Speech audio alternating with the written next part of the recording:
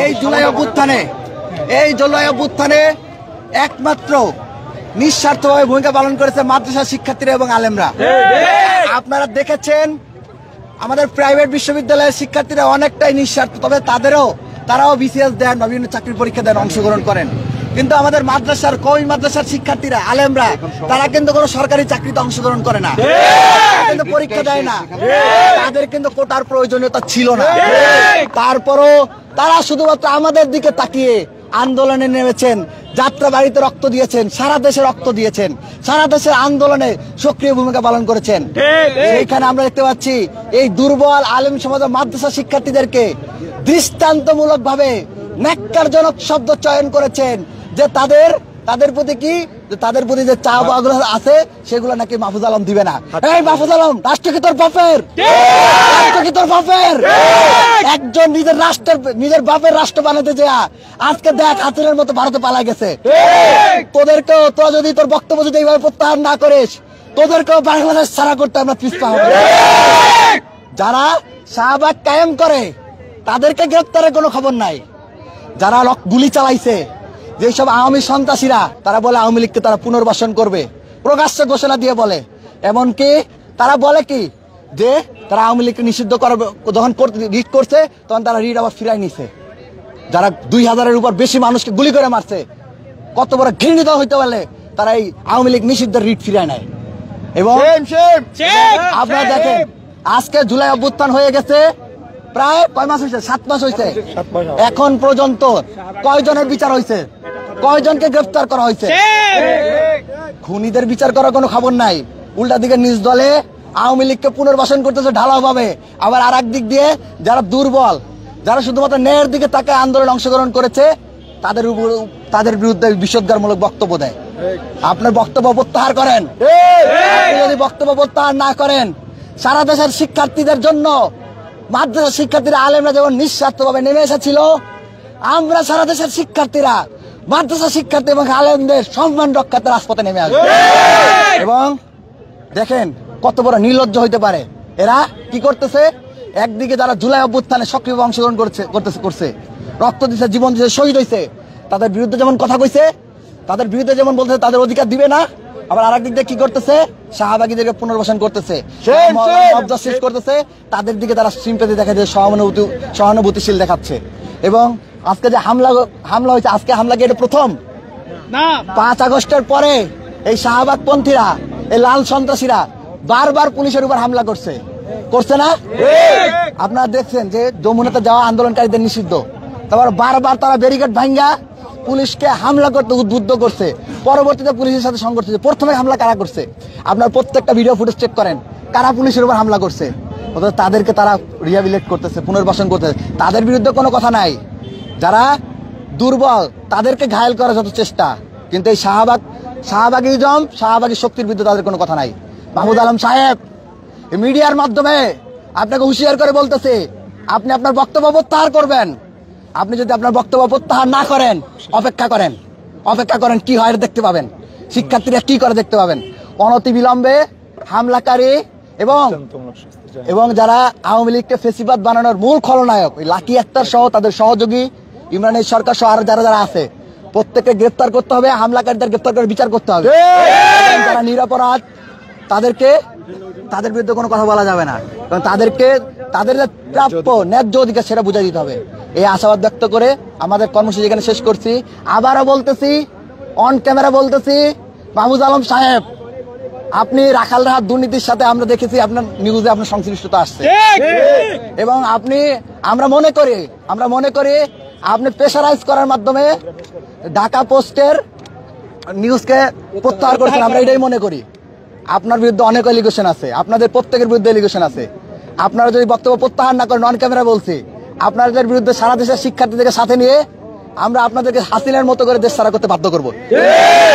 ইনকিলাব জিন্দাবাদ, ইনকিলাব জিন্দাবাদ। সবাইকে ধন্যবাদ। আপনাদের যে এলিগেশনগুলো আপনারা দিয়েছেন, এর পরিপ্রেক্ষিতে আপনাদের কোনো প্রতিনিধি দল তাদের সাথে যোগাযোগ করেছে না? আমি মনে করি রাষ্ট্রের চতুর্থ স্তম্ভ মিডিয়ার সব থেকে বড় প্রতিনিধি। মিডিয়ার মাধ্যমে আমাদের দাবিগুলো আমরা রাষ্ট্র বরাবর পৌঁছে দিলাম। তারা যদি তাদের বক্তব্য প্রত্যাহার না করে এবং যথাযথ ব্যবস্থা গ্রহণ না করে, সেক্ষেত্রে আমরা রাজপথে নেমে আসবো। আমরা মনে করি যারা 24-এর খুনিদের প্রতি সহানুভূতিশীল তাদের সাথে কোনো ফর্মাল সাক্ষাৎ হইতে পারে না, কোনো ফর্মালিটিস হইতে পারে না। তো আমি মিডিয়ার মাধ্যমে জানাই দিলাম, তারা যদি তাদের বক্তব্য প্রত্যাহার না করে, দুঃখ প্রকাশ না করে এবং এদের দৃষ্টান্তমূলক ব্যবস্থা গ্রহণ না করা হয়, সেই ক্ষেত্রে আমরা ব্যবস্থা গ্রহণ করব। এই ক্ষেত্রে আপনারা কোনো আলটিমেটাম দিচ্ছেন কিনা? আমরা আলটিমেটাম দিনক্ষণ বেঁধে দিচ্ছি না, আমরা বলছি দ্রুততম সময়ের মধ্যে এটা করতে হবে। আমরা দিনক্ষণ বেঁধে দিচ্ছি। যদি এটা না হয় কতদিন না, আমরা দিন বলতেছি না। আমরা তারা যেহেতু জুলাই অভ্যুত্থান আমাদের সহযোগিতা ছিল, আমরা যদি একসাথে কাঁধে কাঁধ লাগে সামনে কাতারের ফ্রন্ট লাইনে থেকে যুদ্ধ করে এই হাসিনার বিরুদ্ধে, হাসিনার ফেসিবাদের বিরুদ্ধে লড়াই করেছি, যুদ্ধ করেছি। তো সুতরাং আমরা মনে করি যে তাদের ক্ষেত্রে দিনক্ষণ বেঁধে দেওয়াটা যুক্তিযুক্ত হবে না। তো আমরা এই জন্য দিনক্ষণ বেঁধে দিচ্ছি না। আমরা মনে করি দ্রুততম সময়ের মধ্যে তারা তাদের বক্তব্য প্রত্যাহার করবেন। যদি না করেন সেক্ষেত্রে হচ্ছে আমরা পরবর্তী পদক্ষেপ নেব। কি ধরনের পদক্ষেপ নেওয়া যেতে পারে আপনাদের? যে আমরা গণতন্ত্রে বিশ্বাস করি, বরাবরই গণতান্ত্রিক। আপনারা দেখেছেন আমরা কিন্তু যারা আজকে হামলা করেছে পুলিশের উপরে বা এই লাকি আক্তার সহ, তারা কিন্তু ঢাকা বিশ্ববিদ্যালয়ের এরিয়ায় এসে মিছিল করেছে। আমরা কিন্তু তাদেরকে বিরুদ্ধে কোনো মব জাস্টিস করিনি, তাদের বিরুদ্ধে কিন্তু আইন হাতে তুলে নেইনি। আমরা গণতান্ত্রিক উপায়ে আমাদের যখন মনে হয়েছে, আমরা মনে করছিলাম যে রাত 12টার মধ্যে মাহফুজ আলম তার বক্তব্য প্রত্যাহার করে নিবে এবং এই ধরনের কোনো ব্যবস্থা গ্রহণ করা হবে। যখন আমরা দেখছি রাত 12টা পার হয়ে যাচ্ছে, কোনো ব্যবস্থা গ্রহণ করা হচ্ছে না, তখন আমরা কিন্তু গভীর রাত্রে সবাই ঘুম থেকে কিন্তু উঠে চলে আসছে। তো আপনারা দেখতে পাবেন এই গণতান্ত্রিক উপায়ে কিভাবে প্রতিবাদ করতে আপনার 24-এ দেখেছেন, অতীতে দেখেছেন, 52-তে দেখেছেন, 47-এ দেখেছেন, 71-এ দেখেছেন, 90-এ দেখেছেন, আবার দেখবেন কিভাবে গণতান্ত্রিক উপায় করতে হয়। এই যে শাহবাগের ব্যাপারটি নিয়ে একটি পোস্ট করেছে ফেসবুকে, আপনাদের সাথে তাদের কোনো যোগাযোগ বা? দেখুন, হাসান আব্দুল্লাহর পোস্টটা আমি এখনো দেখিনি। আমরা অবশ্যই তারা যদি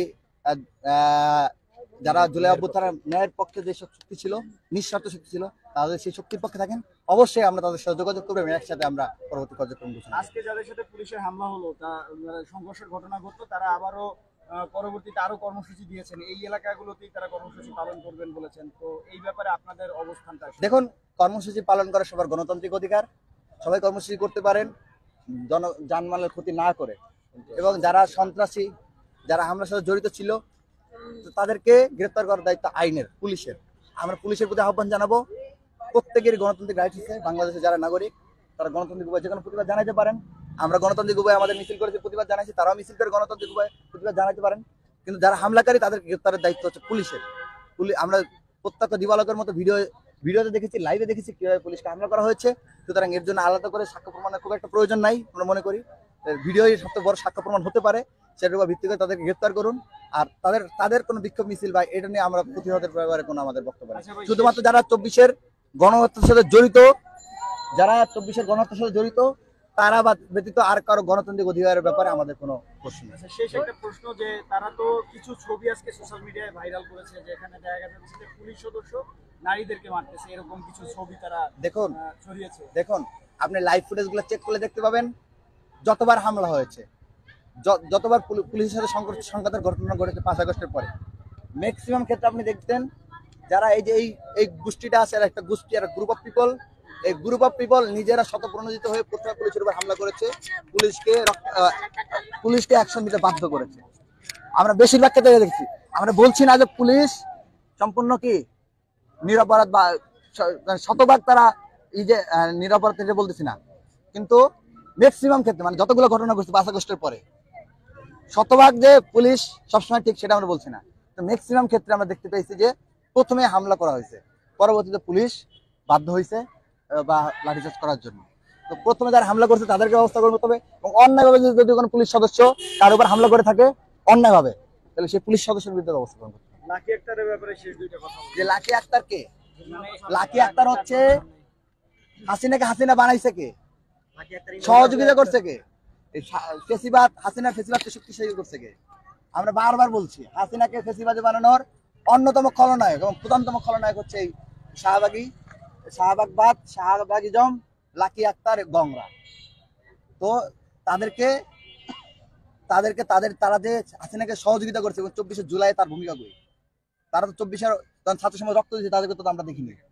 তো তাদেরকে যেটা করতে হবে, তাদের যে অপরাধগুলো রয়েছিল হাসিনাকে বানানোর সহযোগী হিসেবে সেটার বিচার করতে হবে, সেটাই আমরা জানাচ্ছি। ধন্যবাদ সবাই। ওই শাহবাগীরা তাকিয়ে দেখো, আমাদের ভাইরা